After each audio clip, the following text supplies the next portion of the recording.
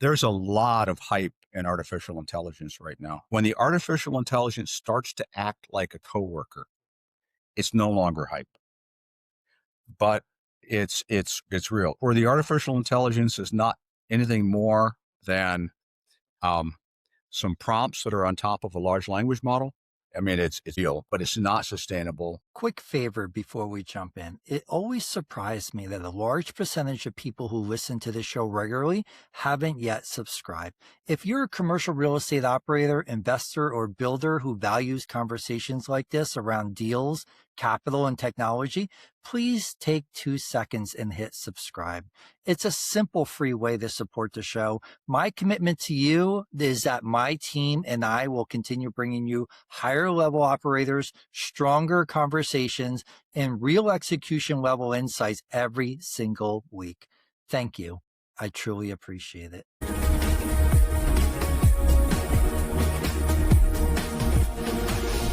Welcome back to the AI Edge podcast, where we talk with founders, investors, and operators who are using systems, strategies, and smart technology to create real world results. Today's guest has been building in the connected economy long before it was a buzzword. Gregg Bauer is the managing partner at Scale Up Labs, co-founder and managing partner of Spinnaker Venture Partners, and voice to the intersection of international IoT, analytics, and AI. He's worked with global industry enterprises on smart, connected new business models and innovative platforms. He's also helped build cross-border startup bridges through Accelerated Colombia, Scale Up Latin America, and Accelerate Italy, connecting Latin America and Europe with U.S. ecosystems. Gregg, welcome to the show. Thanks, Luis. It's good to be here. Great to have you here, Gregg. So let's start off with your path. When someone asks you in real life, what do? How do you normally answer that, Gregg? That's an interesting question. What I really do is I'm a lifelong startup entrepreneur that has moved into the world of not only building businesses, but investing in businesses. So I am a venture investor, or we're venture investors. We're startup builders. We still originate businesses, and we then support the businesses that we originate or the businesses that we invest in to scale internationally and raise international capital and take advantage of the valuation arbitrage that exists between the international businesses as they raise capital in the United States. And we believe that all businesses need a social purpose as well.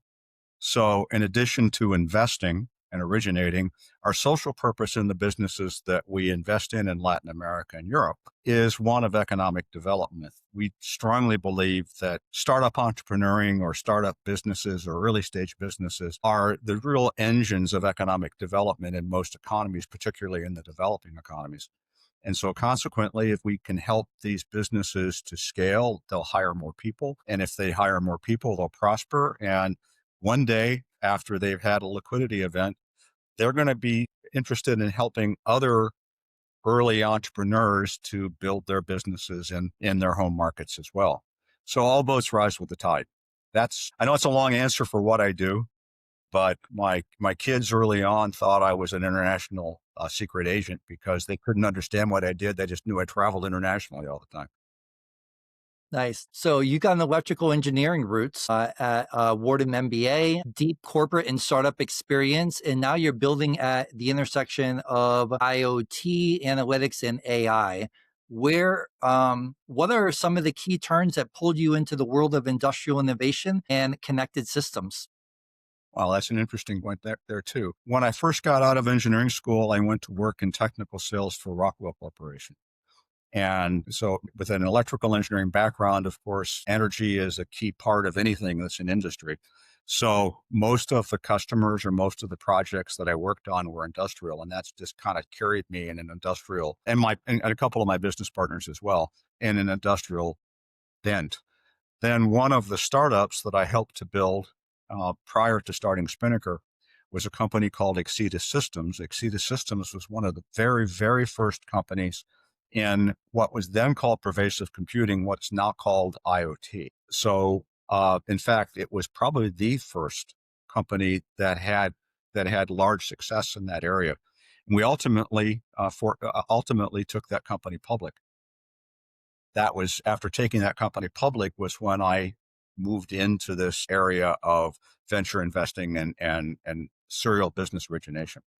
So and when with an industrial background, then consequently many of the companies that we invest in, that we accelerate, that we originate, work in that area. Advanced manufacturing, energy and sustainability. We also work in health tech, are the three sectors that we invest in. Amazing. You've been talking about smart connected products and industrial platforms for years. If Mm-hmm. we strip the buzzwords away, how do you explain industrial IoT and the connected economy to a smart operator who's not technical? Question. I guess the best way I would describe it is that manufacturing processes, industrial processes, in fact, all processes are driven by information. They're driven by data.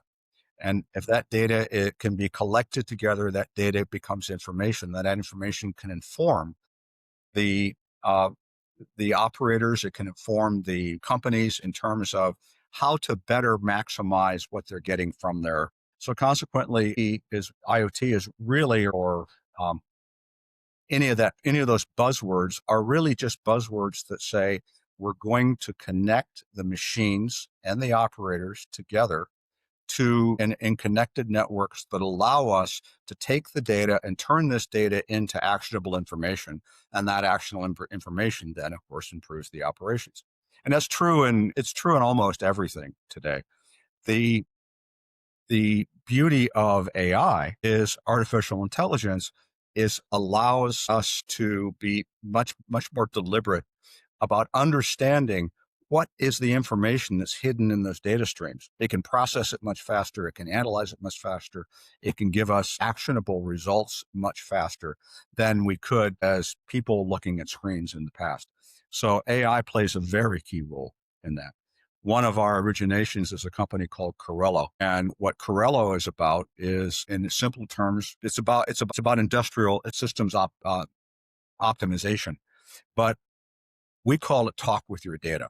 Corello literally through sophisticated and advanced AI layers allows you to have a conversation with the machines that you're operating. Literally have a conversation with the machines. And therefore the artificial intelligence layer becomes effectively a coworker in operating your facilities. But think about the ability to sit in your office like we're having a conversation. I can have a conversation with someone who might look like you and sound like you, but is really the artificial intelligence that is helping me to maximize the operation of my facilities. So I can say, Lewis, how's the machine tool and the grinding center and cell number 8 doing today? And you'll come back and tell me, well, this is how it's doing. And its uptime is this, its downtime is this, its scrap rate is this, and so forth. And then you can say, and I believe if we adjust this will improve the operation of that machining center to allow us to get it back within specification. And it's literally talking to your. Would you consider it an AI employee? Exactly how it's considered. In fact, that's exactly how it's presented to potential clients. Is you're not getting an AI layer, you're hiring an AI full time. That's incredible. So it's interesting you pick up on that because that's exactly how it's marketed. That's amazing. What are the biggest real opportunities that you see when companies connect their products, assets, and data beyond the generic efficiency answer? Oh man, I have to think about that. That's a good question. I haven't thought about it in that sense. I mean, obviously they're going to see greater efficiency and energy. They're going to see more productivity from their human employees because the AI employees are complementing the human employees, not replacing. I never said replace, and I would never say replace because they're complementing them. But they're going to see as they expand this from from the factory floor as they expand out. They're going to see tighter relationships with their suppliers, and their suppliers will know well in advance what their needs are going to be and when they're going to need them, and be able to provide them an undisturbed flow of raw material. They'll see reductions in costs. It's really, the imagination, the only limits your imagination. Incredible. Can you share a concrete example where connected data and smart analytics actually unlock a new business model or revenue stream? Most of the things that we're working on right now are still considered confidential because the companies that are using them are considering them competitive advantages. Of course. One of our portfolio companies is a company called Uptime Analytics on the other side. Now, Uptime Analytics uses artificial intelligence to analyze the energy consumption of high energy use facilities. Things like think of an industrial furnace. So, what Uptime Analytics does is analyzes the data that's coming off the furnace and uses that to inform the operators in terms of how to maximize the efficiency of the furnace. And in general, the kinds of efficiency gains they get from that are on the order of about 20 to 25%. So now that translates directly into lower energy costs. It also translates directly into fewer emissions and so forth. So I mean, eh, it's really unlimited. It's truly unlimited. It's a game changer. It is. It is. One of the companies that's coming through our current accelerator cohort in Europe, our Scale Up Europe platform, is a company that's developed a sensor module that attaches to the side of a machine. And that sensor module automatically will sense very minute vibrations that would be impossible for any of us to perceive. But by the combination of the sensors they're using and an artificial intelligence layer, it's able to detect when a failure is going to happen in that machine way in advance of when any human would ever notice it. So the machine can then be taken down for maintenance purposes at a time when it's optimal to take it down versus having the machine just break one day and shut your factory. Incredible. No human can ever do that. That's a German startup company that we're working with. It's part of Operation. Today, the conversation has shifted from just IoT and analytics to IoT plus AI. From your vantage point, where does AI actually change the game for industrial and real world businesses? And where is it still just overhyped? That's a really interesting question as well, because of the fact, and that's the question that most of the small to medium manufacturers, even the large manufacturers, are trying to answer today: is where is AI hype and where is AI real? And there's a lot of hype in artificial intelligence right now. So it's artificial intelligence that is, again, I'm going to come back to the comment you made about it being a coworker. When the artificial intelligence starts to act like a coworker, it's no longer hype, but it's real. Or the artificial intelligence is not anything more than some prompts that are on top of a large language model. That's not real. I mean, it's real, but it's not sustainable. It's not difficult to do, and the value it delivers in an industrial environment is minimal. Minimal. That's why that's one of the reasons that so many companies will tell you that they have spent a fortune on installing artificial intelligence applications and have gotten very little in return for it. Sometimes gotten nothing. Makes sense, Greg. What's one use case you think is underrated or misunderstood right now? This is where we're seeing a lot of use of artificial intelligence that is really underrated or underused right now, is the ability to assess changes in speech patterns, changes in voice, changes in eye movements, changes in gait, all different kinds of ways where neurodegenerative diseases, particularly neurodegenerative diseases and some mental disorders, can be diagnosed in a much, much earlier stage than they otherwise could be. And they can then then treatment can be affected. Now, of course, then there's the whole idea of treatment is artificial intelligence is enabling us to fold proteins in ways, you know, simulate the folding of proteins in ways that they would never naturally fold in nature. And therefore, new pharmaceuticals are enabled. I mean, it's just the biggest problem we have Luis, really is as investors, as originators, is keeping up with the capabilities as fast as they're happening. Where I'm sitting right now, I'm sitting in Cambridge, Mass. Right across the street from where I'm at is MIT. And we spend a lot of time working with the NANDA group at MIT, which are working with agentic AI, distributed agentic AI systems. And when I give a talk to a group of entrepreneurs in Latin America or Europe or even here in the United States, and I tell them this is the way it is relative to various topics in AI. And then I give the same talk, I'm asked to give the same talk 6 weeks later. Things I told you 6 weeks ago are not necessarily true today. Amazing. They're out of date. It's really challenging Wow. to keep up with this and at the speed at which it's advancing. We're moving that quick. It's moving at a speed that is greater than most people realize. It's tough to keep up. So just by hanging out at MIT, are you able to keep up with the latest?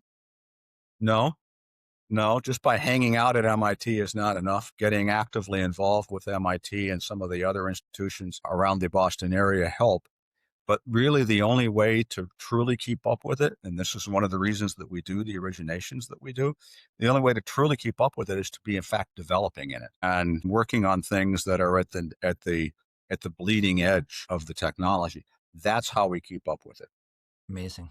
and we surprise ourselves. Incredible. At Spinnaker Venture Partners, you work with global industrial enterprises trying to innovate and build new models on top of their products. What patterns do you see in companies that succeed at this versus those who just run innovative theater and stall out?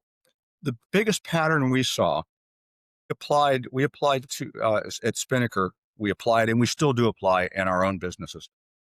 We applied two principal frameworks. We apply one framework that are called the sources of revenue, which allow the revenue stream of a company to be dissected into five specific categories: base retention, share gain, market positioning, adjacencies, and new lines of business. And by doing that and not looking at your revenues as a holistic system, it allowed us to see why are we applying innovation and how are we going to get the benefit from innovation. So that was one of the frameworks we used.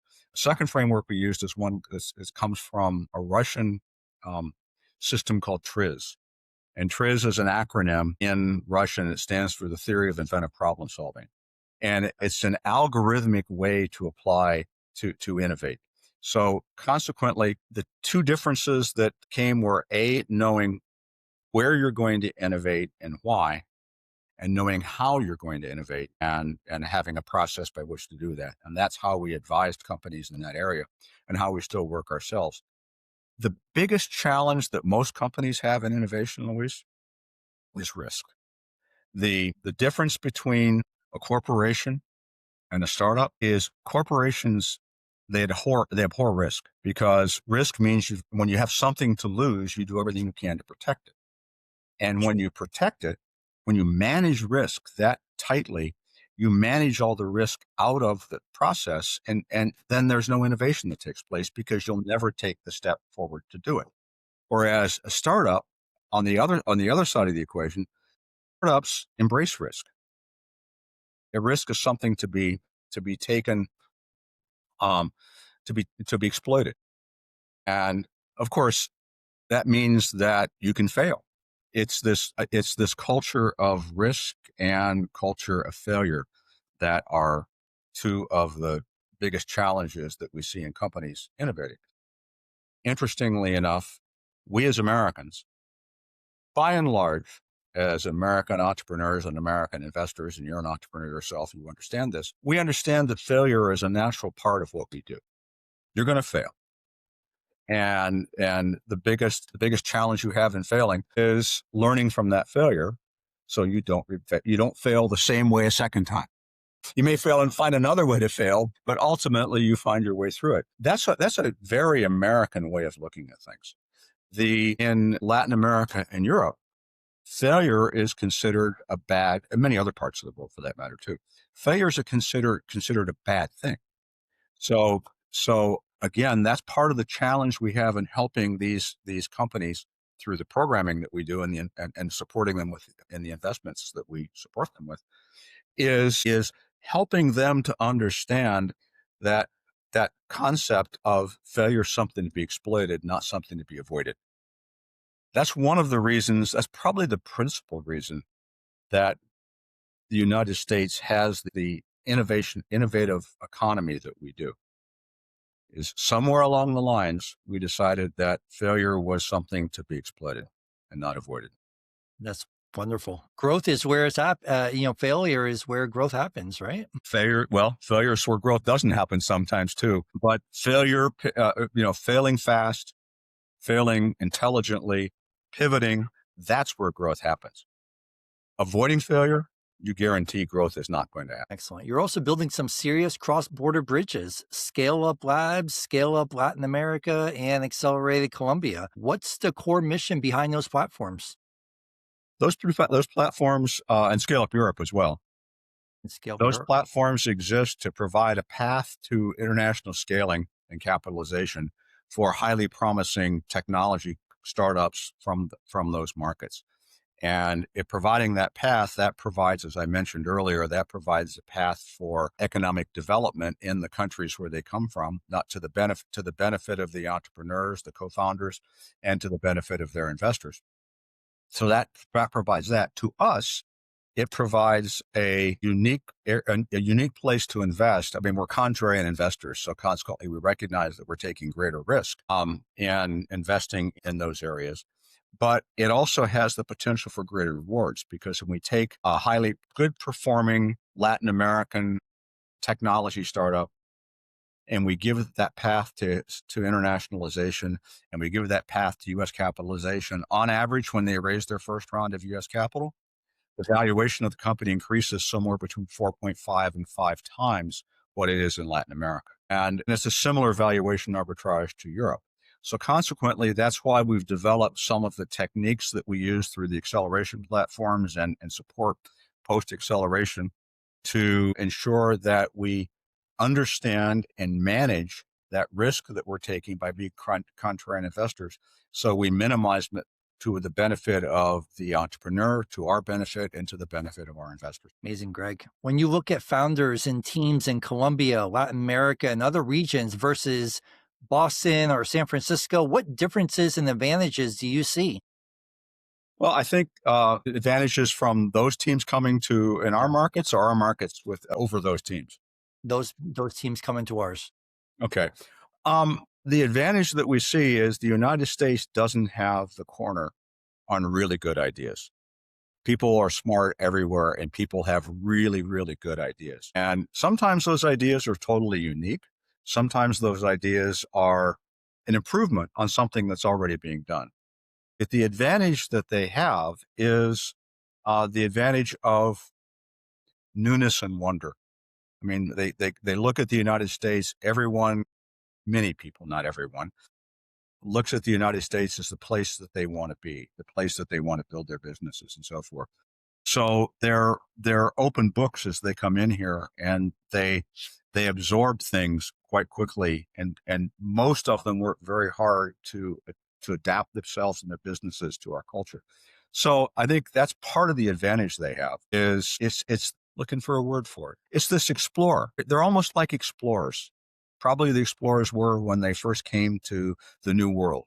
They're almost like explorers coming in here, and they don't know what they don't know. So consequently, they will challenge things that U.S. businesses, U.S. entrepreneurs wouldn't necessarily challenge, and they'll challenge them in some innovative ways, and oftentimes to a better way. Amazing, Greg. Whether it's via Scale Up Labs or Scale Up Latin America or venture work, you've seen a lot of founders. When you're deciding who to back or work closely with, what do you look for in a founder in a team?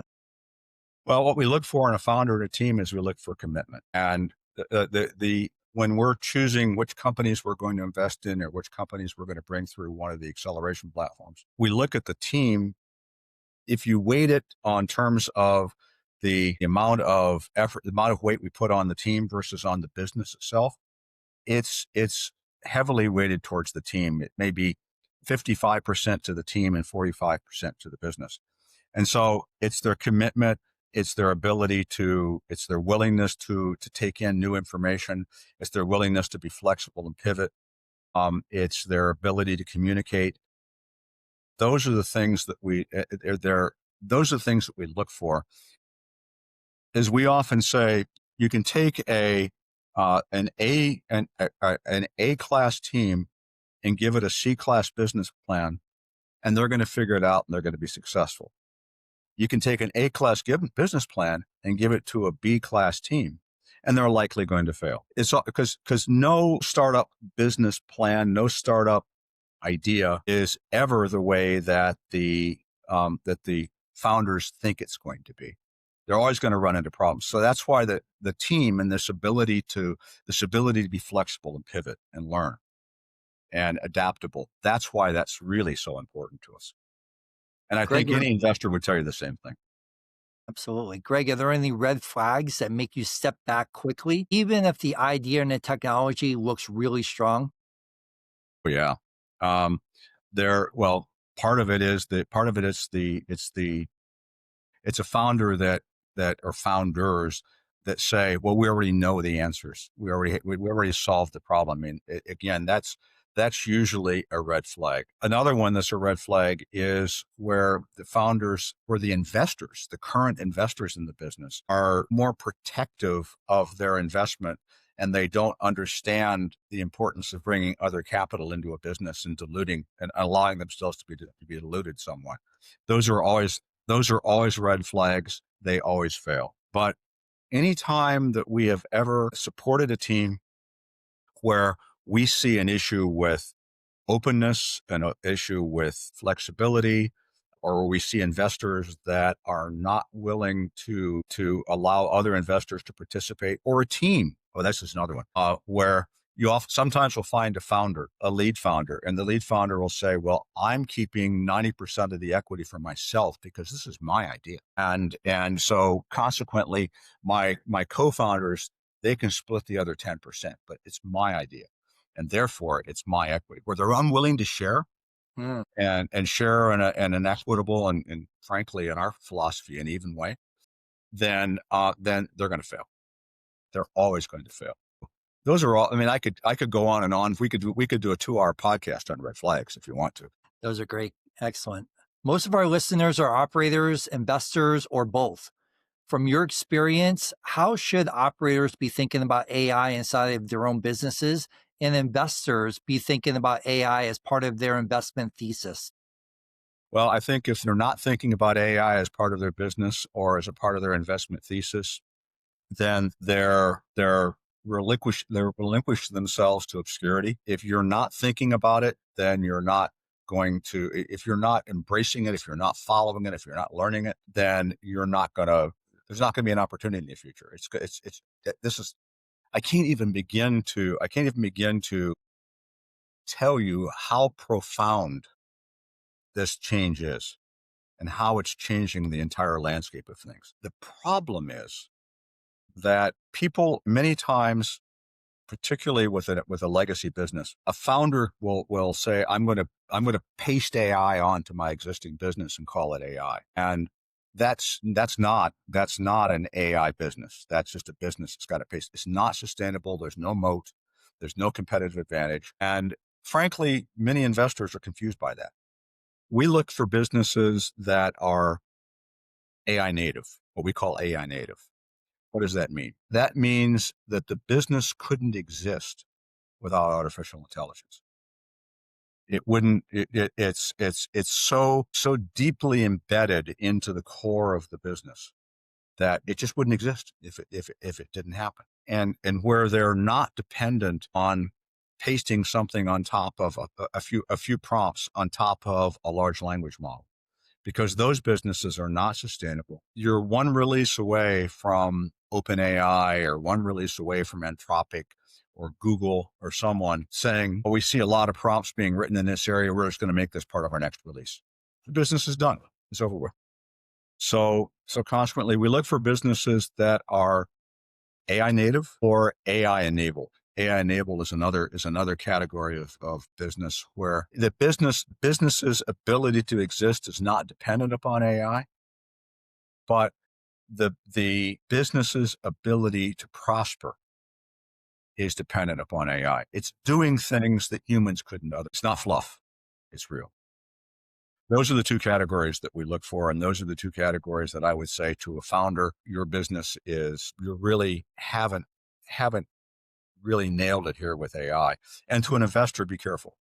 I mean, for example, we're next a week from Saturday, we're launching the 2026 cohort of the Scale Up LATAM and Scale Up Europe. And we run both programs simultaneously, and we only take 10 companies per year because of the amount of attention we put into it. To get those 10 companies this year, Luis, we looked at somewhere between 550 and 600 applications to get those 10. And of those 550 or 600 applications, only 20% of them got invited to an interview on average. Only 20% got invited to an interview.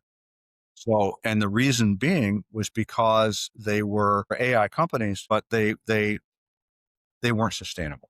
They weren't dependent upon artificial intelligence being at the core of what they're doing.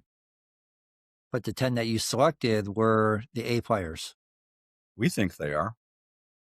Time will tell. I mean, like anything else, sometimes we choose well and sometimes we don't choose as well. But on average, the success rate that we have in choosing is pretty high. Excellent. It's a huge vetting process. It is. It really is. But the cool part about it is when you look at 550 applications, Yeah, think about how many cool things you see. Think about I mean, it's the human mind is incredible what it can conceive and the creativity that people can bring. It's incredible. incredible. And even sometimes when we don't accept a company, we'll see something there that is really informative to what we're doing as investors and as a business. So that may not be the right company, but it alerts us to a concept, an idea. Then once we're alerted to it, we start to see it other places. Oh, interesting. Amazing.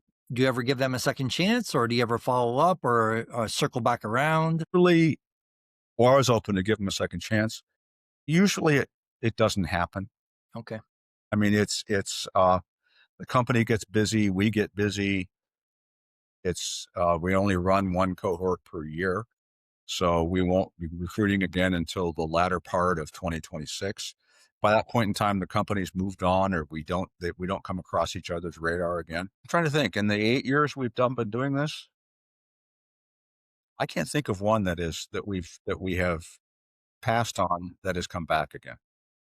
Excellent. When you zoom out a bit and look over the next 3 to 5 years in connective economy, industrial IoT, AI, and global entrepreneurship, what are the most interesting in or optimistic about? Well, I mean, we're really optimistic about the evolution of artificial intelligence and where it's going to take us. And I think where we're most optimistic about is this concept that you talked about earlier of virtual employees, virtual coworkers, not employees, virtual coworkers. That's where we believe the true the true application of the technology is going to happen. But we're seeing it there. We're seeing it in humanoid robots. I mean, think about a humanoid robot, a Tesla car. It's nothing but mechanical AI. I mean, the AI itself isn't mechanical, but it's a mechanical implementation of AI. That's going to explode. It's going to just absolutely explode in the next, like I said, what I'm telling you today, if we were to come back and do this podcast again in 2 months, Sure. I tell you other things. Frankly, I'm not imaginative enough to say what's it going to look like 5 years from now. What I am sure of is fasten your seatbelt. We're in for a really fun and wild ride. Amazing. And you get to see all the different things that are coming into the pipeline prior to everybody else seeing them. I'm very lucky. Yes, I really am very lucky. You must be close to Boston Robotics also, which is now creating robots, right? Is that close nearby? Well, it's up in Waltham, so it's not very Okay. far away. Nothing is very far away from in Boston. Yeah, pretty amazing. And like I said, I could walk out in front of the building here and throw a baseball. And if I threw a baseball that direction, I could literally hit Microsoft's AI World Headquarters. And if I threw a baseball in that direction, I would hit Amazon's AI World Headquarters. And if I could throw it just a little bit farther, I would hit Google's AI World Headquarters. Incredible. Harbor's right down the street too. Harvard is right down the street. Well, here's the cool part about Boston. Because you're New Englander, so you'd understand this, but some of your listeners may not understand this. I'm sitting in Cambridge, so which is right on the water, right at the edge of Boston. And if I were to draw a circle that is 5 kilometers in radius from here, remembering that half of that circle is in water, so there's nothing there. Well, there's water, fish, and ships and stuff, but there's nothing there. There, and the other half of that circle, that 5 kilometer circle, there's I don't know the exact number anymore, 62 or 63 major colleges and universities. Incredible. Some of the best in the world. Some of the best in the world. I don't think there's any place on the planet that has the density of higher education and intellectual horsepower as this area does. Agree with you. Amazing. If you were a founder or operator listening to this and wanted to position yourself ahead of the curve, what would you be building or exploring today? What would I be building or exploring today? Well, it's a great question. I'm not sure I have a really good answer for that question. We're seeing we're seeing so much. It's really, if you can imagine it, you can build it. And so I'd be building something that is aligned with my passion. And if you're not, building a company is so difficult. You know this as well as I do. It's so difficult. If you're not passionate about it, you're going to fail. So whatever is aligned with your passion. And that's something else that we look for. You talked about founders. That's something we look for in founders. Is the founder passionate about what they're building? In many cases, they will have a personal story in terms of why they're building what they're building. One of the companies that we're working with right now is a company from Argentina, and it's using AI for childhood diabetes management. And the founder of the company is a woman. And when I asked her what was the impetus, where did her idea come from? She has 2 children that have type 1 diabetes. Incredible. She saw how hard it was to manage that, and she decided to build a company based upon generative AI that would help that management process. So I'd be looking for something that I'm passionate for. And I would be looking for something, or I would be building something that the best I possibly could, I try to shoot way ahead of the duck. You know what I mean by that? But if you shoot at the duck is going to be gone by the time you execute that. And it used to be you would shoot a little bit ahead of the duck. Today, shoot way ahead of the duck. Let your imagination run wild.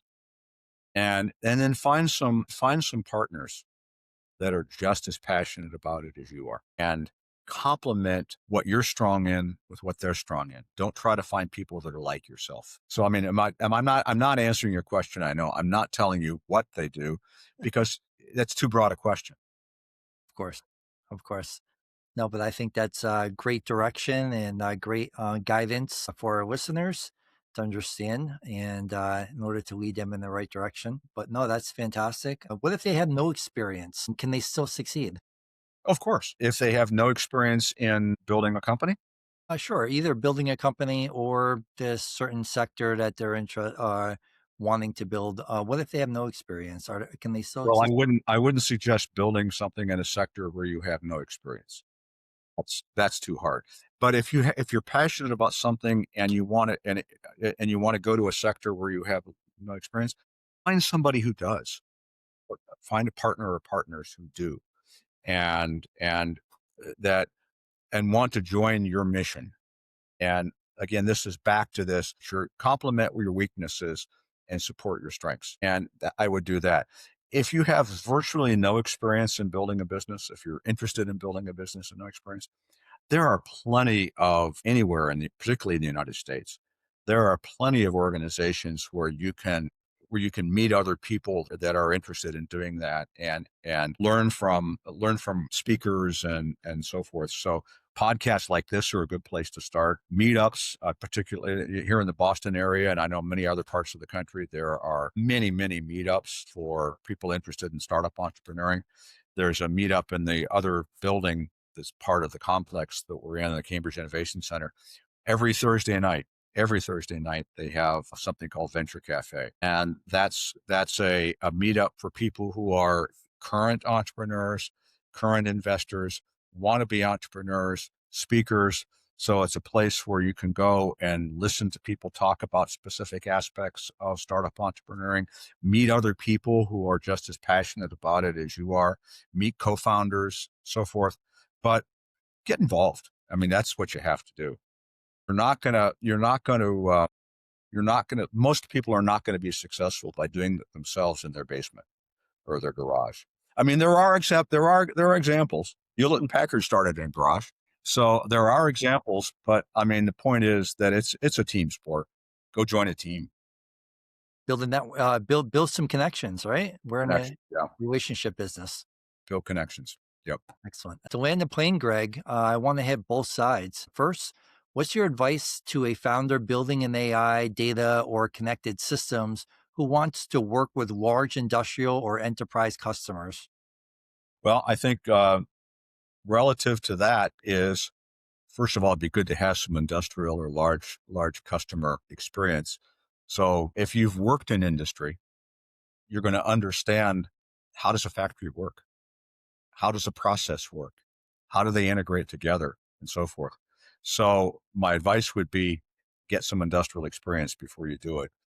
Or maybe said another way, if you don't have industrial experience, then I would go try to build into the industrial world right away.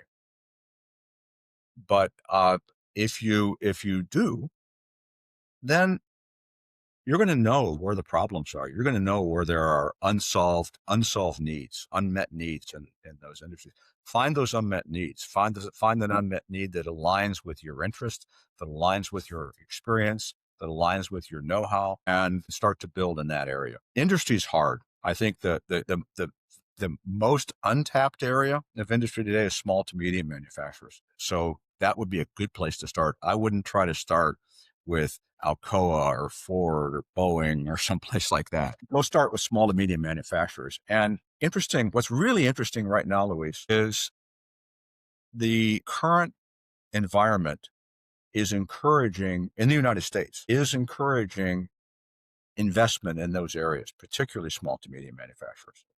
The nearshoring and the onshoring trends are really, in fact, happening. That is true.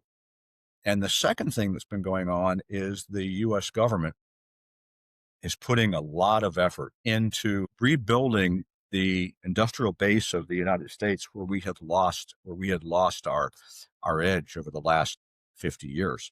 So if you look at automation in the United States, I'm going to speak to small to medium manufacturers now. Only about 12%, maybe even 11% of small to medium manufacturers in the United States have done any kind of automation in their processes. Yet in China, it's over 50%. So I promise you that every small to medium manufacturer is thinking about that and are being pushed by the government to do it. And so the government's putting programs in to support doing that. Every state has something called an MEP, which is a partnership between the state and the Department of Commerce, I think it is, of the United States, to support investment by small and medium manufacturers. What they're really trying to do is try to rebuild the industrial base of the United States. And there's a really strong focus on that for the defense industrial base, because we're not keeping up with building ships, submarines, and other defense-related things. And there's a lot of money going into that area as well. Amazing, Greg. And then what would you say to a corporate leader who knows that they need to innovate around AI and connected products, but feels stuck in legacy structures and decision cycles? Well, I would say to a corporate leader, the thing not to do is don't go out and hire a bunch of data scientists and put them in an office someplace and say, okay, build me something AI. That's not the right place to start. I would suggest, first of all, educating themselves in what AI is capable of and and what's real and what's not real. And you can do that's not hard to do. You can do that through reading, you can do that through podcasts, you can do that through a lot of things, but educate yourself first and then find a real problem to solve. Find a real problem and start there and engage with companies that are going to be able to help you to really deliver results against that one problem and then expand from that one. It's the elephant is way too big. You can't eat it in one bite.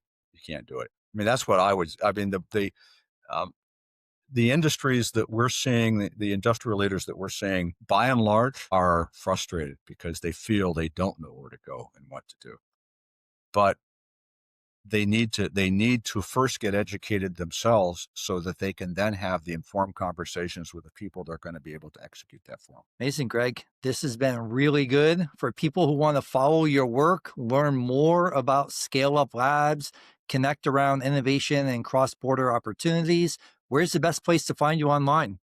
Well, the best place to find me online is two places. One is on the Scale Up Labs website, which is scaleuplabs.vc. And you can connect with me there. And the other place to connect me with us on LinkedIn.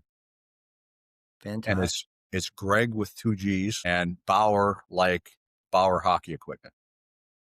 It's nice. Home of the BC Eagles, right? You know the BC Eagles, yes. They're good. You're a hockey fan? Absolutely. I'm a Bruins fan. Been a Bruins fan All right. my entire life. You don't tell me you're a Yankees fan or a Jets fan or something, are you? I'm not a Jets fan. Okay. Are you a Yankees fan? Hey, should I disclose that? Yeah, I'm a Yankee fan. Not a Red Sox fan. Sorry, Greg. Well, of course you are in Connecticut. That's kind of middle We're ground. we're in middle ground. So it's either you like the Red Sox or you like the Yankees, right? Do you like the But I'm not a Patriots? Giants fan. I like the Patriots. Patriots got a great team this year. They have a great opportunity to make it to the Super Bowl this year. I'm really excited about Drake May. I think he's an excellent quarterback, and he's the future of the quarter. Well, the kind of poise that he shows as quarterback, and he's Amazing, 23 years old. incredible. It's Got a, he's, really hard to imagine. Yes, I do think he's the future of the franchise. he's got a great future. Yeah, I do. I agree. Awesome. Well, hopefully we'll see them in the see them in the Super Bowl next month. I think they have a great opportunity. I think they can pretty much beat everybody there right now. They got the Chargers this week. See what happens there. And then I think Denver is maybe one of their biggest competitors that could possibly do something. But other than that, no more KC this year. Sorry, guys, but Yeah. we got a new regime coming in. Well, it's interesting to see how the great can fall. And of course, we had a nice 20-year ride, and Yeah, then five years of nothing. That was hard. That was that really was, tough to that take. was tough, right? Are you okay? Are you surviving? Surviving I'm still? surviving. I'm surviving. And this year has helped that a lot. This year has been very, very good. Surprisingly, I don't know if anybody realized that, but I think Vrabel had a huge part of that. I think Vrabel had a lot to do with that. Bringing Vrabel Vrabel in. and bringing back Josh McDaniel as offensive coordinator. Yeah, he's a great is an offensive coordinator. Yeah. He's a great offensive coordinator, not such great head coach. No, he isn't. He isn't. I think he's better playing in the whatever section of the orchestra he plays in, Sure, not as the conductor. I the think. assistant role. Yeah, Yeah. absolutely. I Yeah. agree. He's great. He's great. Perfect. Perfect. We'll drop those links in the show notes. Greg, thanks again for joining us and sharing your really grounded view on how AI, IoT, and real world innovation actually comes together. This has been the AI Edge podcast. If you got value from this episode, share it with a founder, operator, or investor who cares about building things that last in the real economy. We'll see you on the next episode. Thank you, Greg. Thank you, Luis. It's been my pleasure.